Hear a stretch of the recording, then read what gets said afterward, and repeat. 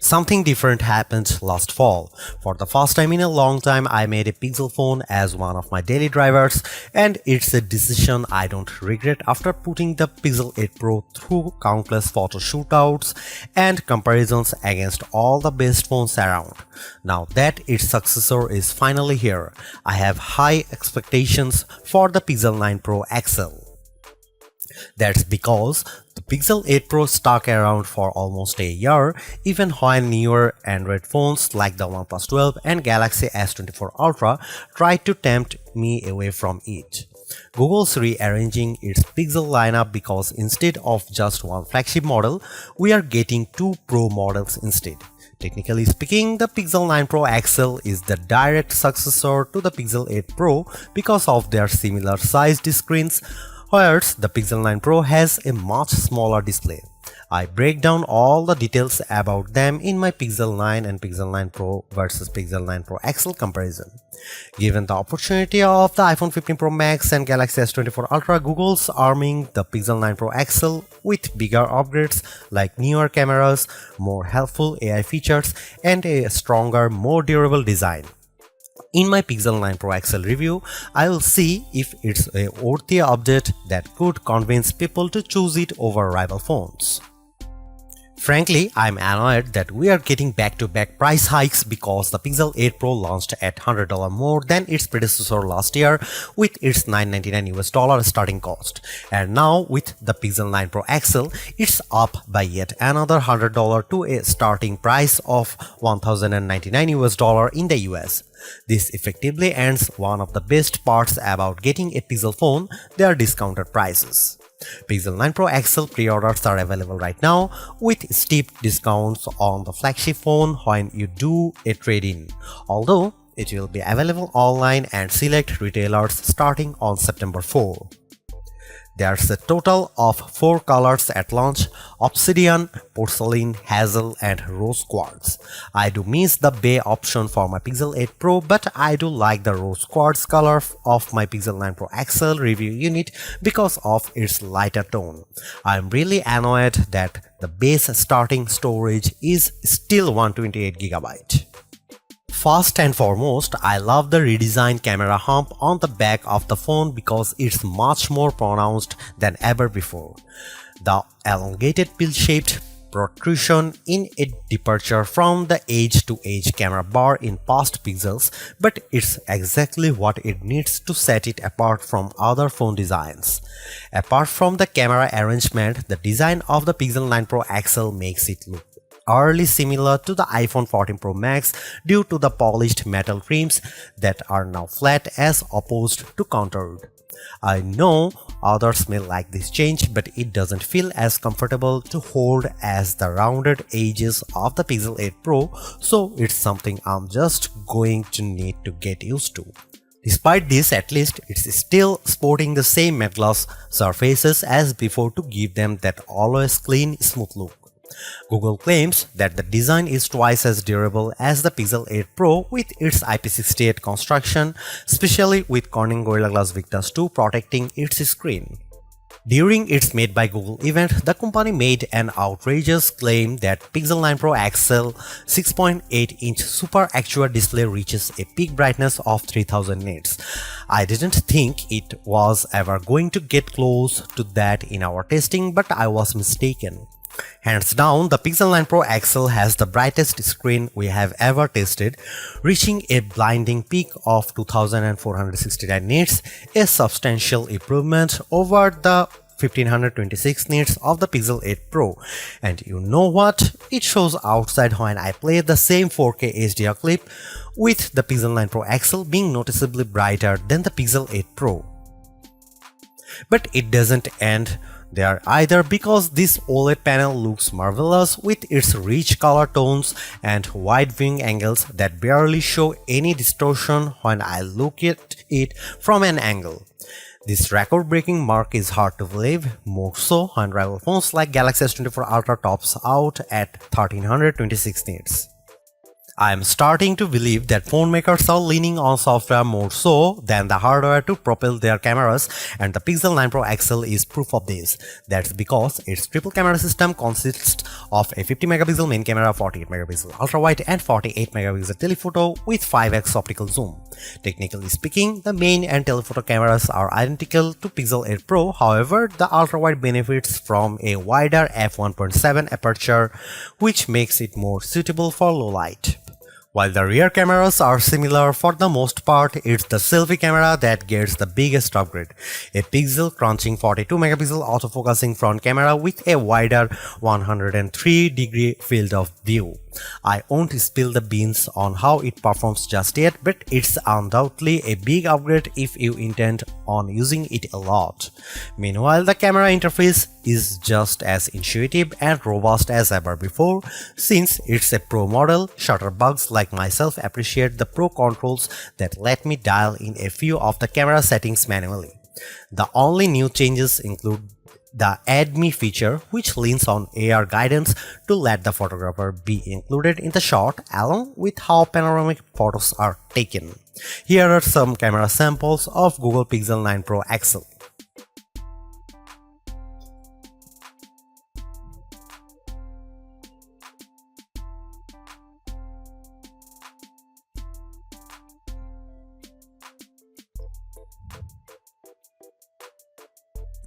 Another reason to choose the Pixel 9 Pro XL is because of its ability to shoot at up to 8K 30 FPS, whereas the previous Pixel 8 Pro caps out at 4K 60 FPS. On one hand, I like the extra utility of 8K recording because it gives me more playing zoom to edit videos by cropping them or adding digital pans or zooms in my video editing software, but you will need a high performance machine to handle them. While there are plenty of shooting modes and settings to adjust with video, like choosing between 24, 30 or 60 FPS, it still lacks full manual controls to get me the look I really want to go after. Here are some video samples of Pixel 9 Pro XL.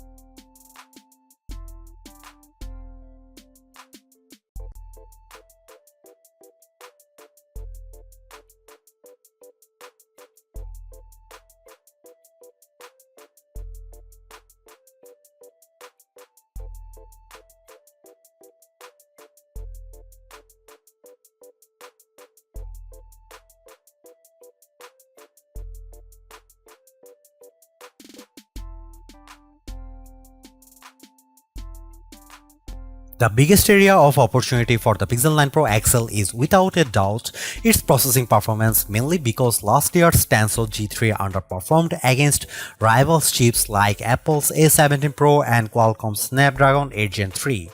With the Tensor G4 calling the shots, it's an improvement over the Pixel 8 Pro with Geekbench single and multi-core scores averaging at 100, 929 and 4747 respectively. On paper, it beats Pixel 8 Pro's scores of 1699 and 3666, but it trails the performance benchmark results of the iPhone 15 Pro Max and Galaxy S24 Ultra. Despite this, I am happy to report that its performance is buttery smooth and responsive with all the normal functions I do on my phone. I am also pleased by how it manages to keep more apps in memory with its upgraded 16 GB of RAM, which means less refreshing if I am multitasking. Over on the graphics performance side of things, it's a minimal gain running 3D benchmarks while Live Unlimited test to see how its GPU handles. Its 55.63 FPS score in well in line to what I expect out of a flagship device, but it's barely an improvement over the Pixel 8 Pro's 52 FPS score. And compared to the Galaxy S24 Ultra and iPhone 15 Pro Max, the Pixel 9 Pro XL doesn't come close to matching their insane frame rates. But don't let GPU performance tests be the single determining factor, because I loaded up Age of Origins and Modern Comfort without any hitch to either of their performances, even when there's a lot of action happening. The Tensor G4 might not be the speediest piece of silicon on the market, but it's certainly bringing along improved power efficiency. That's because of Pixel 9 Pro XL has 5060 mAh battery, which is marginally better than the Pixel 8 Pro's 5050 mAh1.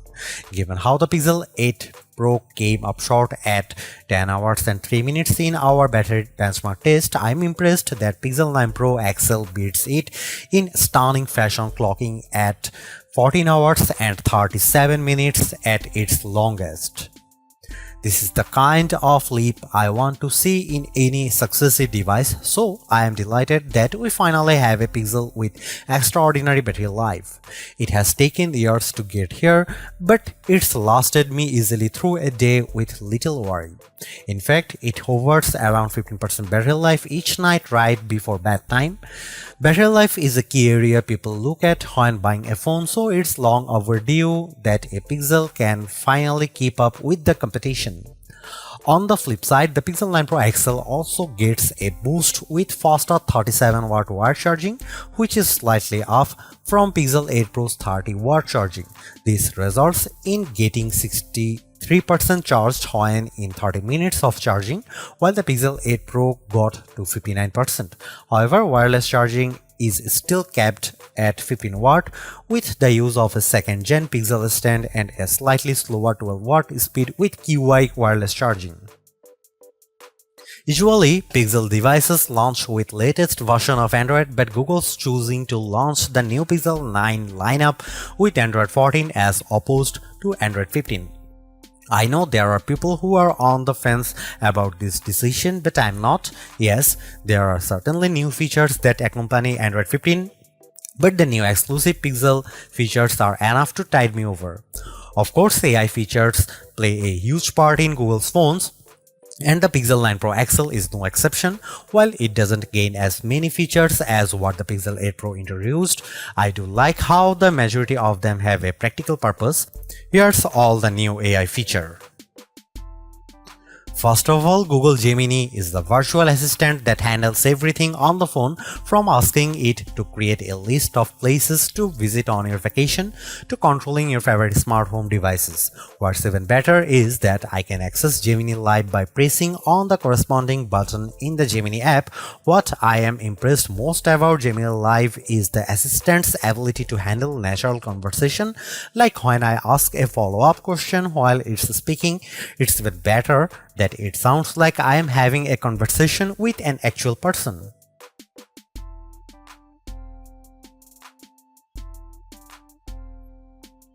Getting assistance with augmented reality, the Pixel 9 Pro XL's new Add Me feature lets me take group photos with the photographer stitched into the photo later. Essentially, you take one photo, then the Pixel 9 Pro XL guides you to take the second one, with prompts to move closer or further so that the two shots are lined up correctly. Once the second photo is snapped, it then merges the two with help from AI to produce the final photo. I will admit that it works flawlessly in the photos above that I used to magically add me.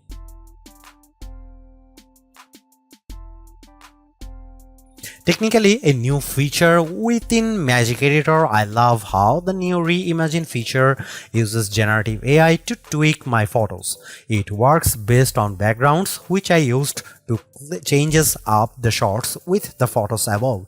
By writing down my request in a text box, I am surprised by how it generates the new set of images in less than 4 seconds.